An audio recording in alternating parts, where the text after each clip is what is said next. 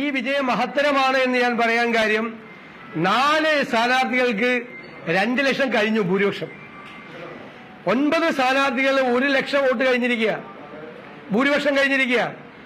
ഇനി പിന്നെ 2 പേര്, ഒരാൾ 80,000 കഴിഞ്ഞു, ഒരാൾ 90,000 കഴിഞ്ഞു. വളരെ മികച്ച ഭൂരിപക്ഷത്തിലാണ് UDF സ്ഥാനാർത്ഥികൾ വിജയിച്ചത് എന്നുള്ളതും ഈ വിജയത്തിന്റെ തിളക്കം വർദ്ധിപ്പിക്കുക. ദേശീയ തലത്തിലും ഒരു ആശ്വാസകരമായ കാര്യം ഇന്ത്യൻ നാഷണൽ കോൺഗ്രസിന്റെ നേതൃത്വത്തിലുള്ള ഇന്ത്യ മുന്നണിയുടെ അതിശക്തമായ തിരിച്ചുവരവാണ്, നല്ല തിരിച്ചുവരവാണ്. ഇവിടെ പ്രീ പോളിലും പോളിന് ശേഷമുള്ള സർവേയിലുമെല്ലാം ചൂണ്ടിക്കാണിച്ചതുപോലെയുള്ള കാര്യങ്ങളെല്ലാം സംഭവിച്ചത്.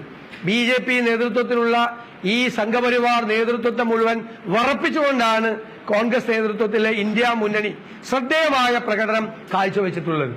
കോൺഗ്രസ് അതിന്റെ ഉജ്ജ്വലമായ വിജയം നേടി, കഴിഞ്ഞ പ്രാവശ്യം ഉണ്ടായതിന്റെ ഇരട്ടി സീറ്റുകൾ നേടി, 100-ലധികം സീറ്റുകൾ നേടി ശ്രദ്ധേയമായ തിരിച്ചുവരവ് നടത്തിയിരിക്കുകയാണ്.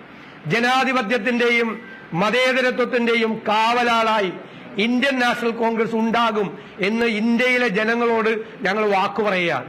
കേരളത്തിലെ ജനങ്ങളോട്, പ്രത്യേകിച്ച് രാജ്യത്തെ ജനങ്ങളോടും ഈ അധികമായി ഒരുപാട് കാര്യങ്ങൾ ചെയ്ത, തെറ്റുകൾ ചെയ്തു കൂട്ടിയ ഈ സംഘപരിവാർ ഗവൺമെന്റിനെ ഉറപ്പിച്ചുകൊണ്ട് അവര് 3-2 ഭൂരിപക്ഷം പ്രവചിച്ചിട്ടും 400 സീറ്റിലധികം കിട്ടുമെന്നും പ്രവചിച്ചിട്ടും താൽക്കാലികമായ കേവല ഭൂരിപക്ഷത്തിന് വേണ്ടി അവരിപ്പോഴും കിതയ്ക്കുന്ന കാഴ്ചയാണ് ദേശീയ തലത്തിൽ കാണുന്നത്.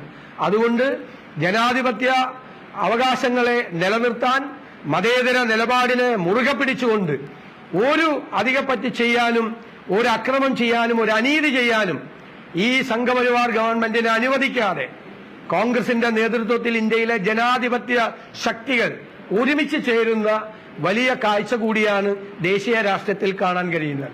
ആ ദേശീയ രാഷ്ട്രീയത്തിൽ കോൺഗ്രസിന്റെ പ്രാതിനിധ്യം ഉണ്ടാകണം.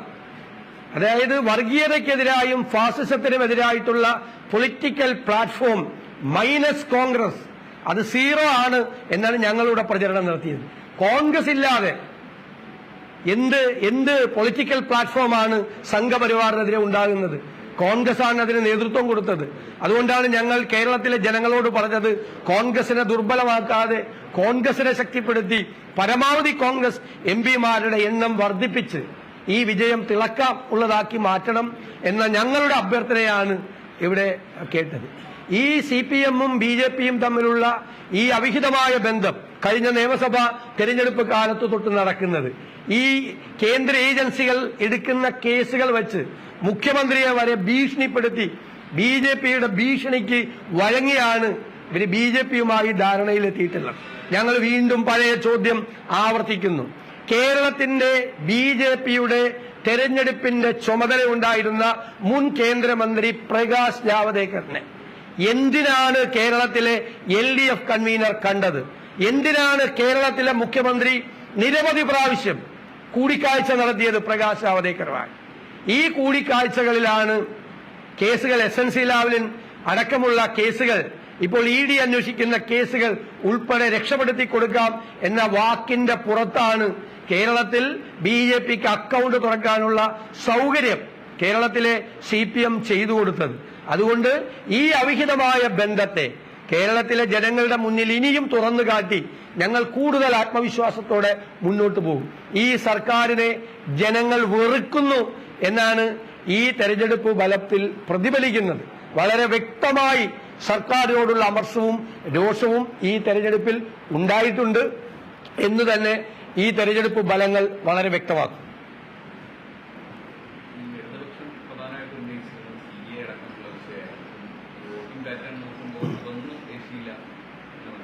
അല്ല, CAA കുറിച്ച് കാപട്യമാണ് മുഖ്യമന്ത്രി പറഞ്ഞത്. മുഖ്യമന്ത്രി എന്താ പറഞ്ഞത്? CAA കേരളത്തിൽ നടപ്പാക്കില്ല. കേരള ഗവൺമെന്റിന് എന്ത് കാര്യം CAA നടപ്പാക്കാൻ? CAA നടപ്പാക്കരുതെങ്കിൽ അവിടെ ഇന്ത്യ മുന്നണി അധികാരത്തിൽ വരണം. അവിടെയാണ് CAA ജനങ്ങൾക്ക് നല്ല ബോധ്യമുള്ള ആളുകളല്ലേ ഇവര് CAA പറ്റി ഇങ്ങനെ ആവർത്തിച്ചു പറഞ്ഞുകൊണ്ടിരുന്നത്. ഞങ്ങൾ പറഞ്ഞതുപോലെ മുസ്ലിം വോട്ടിനെ ലക്ഷ്യമിട്ടിട്ടാണ് അത് പറഞ്ഞുകൊണ്ടിരുന്നത്. അങ്ങനെ വോട്ട് ചെയ്യുന്നവരാണോ ആ വിഭാഗം ആളുകൾ? അവർക്ക് രാഷ്ട്രീയ ബോധ്യങ്ങളില്ലേ? എന്തുകൊണ്ടാണ് ഇന്ത്യ മുന്നണി അധികാരത്തിൽ വരണതിൽ കോൺഗ്രസിന്റെ അംഗസംഖ്യ കൂടണം?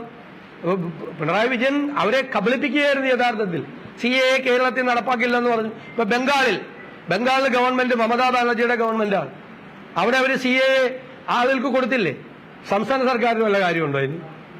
സംസ്ഥാന സർക്കാർ എതിർത്താൽ, മമതാ ബാനർജിയുടെ ബംഗാൾ സർക്കാർ എതിർത്താൽ CAA വലിയ ആളുകൾക്ക് പൗരത്വം കൊടുക്കാൻ പറ്റുമോ?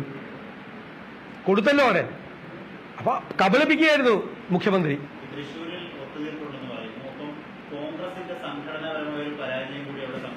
അല്ലാതെ ഞങ്ങൾ പരിശോധിക്കും, തീർച്ചയായിട്ടും ഞങ്ങളത് പരിശോധിക്കും. കാരണം ആലത്തൂരിലെ നേരിയ ഭൂരിപക്ഷത്തിലുള്ള പരാജയവും തൃശ്ശൂരിലെ പരാജയവും തീർച്ചയായിട്ടും പരിശോധിക്കും. UDF-ഉം പരിശോധിക്കും, പാർട്ടിയും തീർച്ചയായും ഗൗരവതരമായി പരിശോധിക്കും.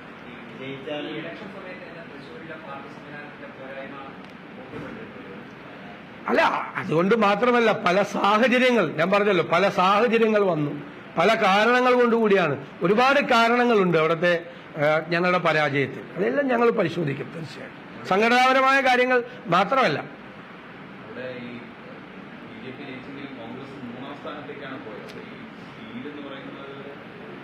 അവിടെ ചെറിയ വ്യത്യാസമാണ് വന്നിരിക്കുന്നത്. പക്ഷേ അവിടെ ഉണ്ടായിരിക്കുന്നത് BJPക്ക് ജയിക്കാൻ കഴിയുന്ന ഒരു അന്തരീക്ഷം CPM ഉണ്ടാക്കി കൊടുക്കുകയാണ് ഇത്.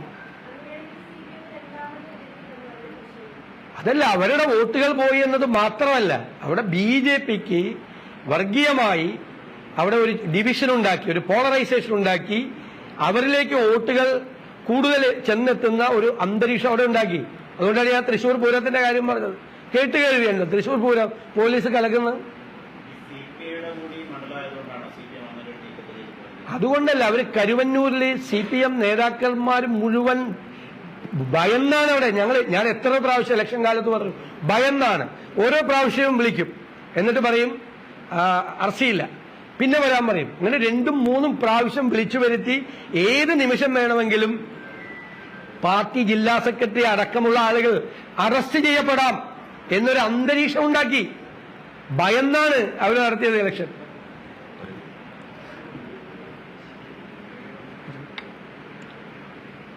വേറെ ഒന്നും കൂടുതലായിട്ടൊന്നും പറയാനില്ല. പക്ഷെ ഒരു കാര്യം പ്രത്യേകമായി ശ്രദ്ധിക്കേണ്ടത്, കേരളത്തിലെ കമ്മ്യൂണിസ്റ്റ് പാർട്ടിയെ സംബന്ധിച്ചിടത്തോളം, ഇന്ത്യയിലെ കമ്മ്യൂണിസ്റ്റ് പാർട്ടി സ്ഥാനത്തെ സംബന്ധിച്ചിടത്തോളം അതിൻ്റെ ഈറ്റില്ലം എന്ന് വിളിക്കാവുന്ന സ്ഥലമാണ് മലബാർ. ആ മലബാറിൽ കാസർഗോഡ് മുതൽ പാലക്കാട് വരെ ഒരൊറ്റ സീറ്റിലും ജയിച്ചില്ല എന്നതിനേക്കാൾ ഉപരി ഇന്ന് കണ്ണൂരിൽ CPM-ന്റെ ഹെഡ്ക്വാർട്ടേഴ്സായ കണ്ണൂരിൽ ഏതാണ്ട് 1 ലക്ഷം വോട്ടിനാണ് KPC പ്രസിഡന്റ് വിജയിക്കാൻ പോകുന്നത്. അതുതന്നെയാണ് വടകരയിൽ 1 ലക്ഷം കടന്നിരിക്കുന്നത്. ഏതാണ്ട് 1 ലക്ഷത്തിന് താഴെ പോളിറ്റ് ബ്യൂറോ മെമ്പറായിട്ടുള്ള വിജയരാഘവൻ പാലക്കാട് AKGയുടെ മണ്ഡലത്തിൽ തോറ്റിരിക്കുന്നു. അതോടുകൂടി ഈ തെരഞ്ഞെടുപ്പോടുകൂടി വമ്പിച്ച ഒരു തകർച്ച മലബാറിലുണ്ടായി, അത് കേരളത്തിലുണ്ടായി. ഇന്ത്യയിൽ കോൺഗ്രസ് ഇല്ലാതെ CPM-ന് ജയിക്കാൻ പറ്റില്ല എന്ന സ്ഥിതിയാണ് കേരളത്തിന് പുറത്തുണ്ടായത്.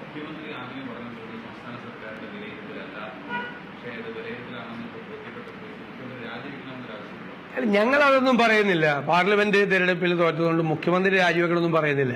പക്ഷെ അവരൊരു ആത്മപരിശോധന നടത്തണം.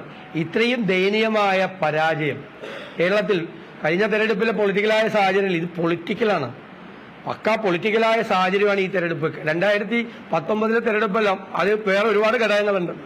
2019 ഇപ്പോഴത്തെ സാഹചര്യവും ഈ വോട്ടിങ്ങിലുണ്ടായിരിക്കുന്ന ഭയങ്കരമായ വർധനവും മഹാഭൂരിപക്ഷവും UDF സ്ഥാനാർത്ഥികളുടെ, അത് ജനങ്ങൾ നൽകുന്ന താക്കീതാണ്, വാർണിംഗ് ആണ്. ഉത്തരവാദിത്വം ഞാൻ പറഞ്ഞല്ലോ, സർക്കാർ വിരുദ്ധ വികാരം ജനങ്ങളുടെ മുമ്പിലുണ്ടായിരുന്നു.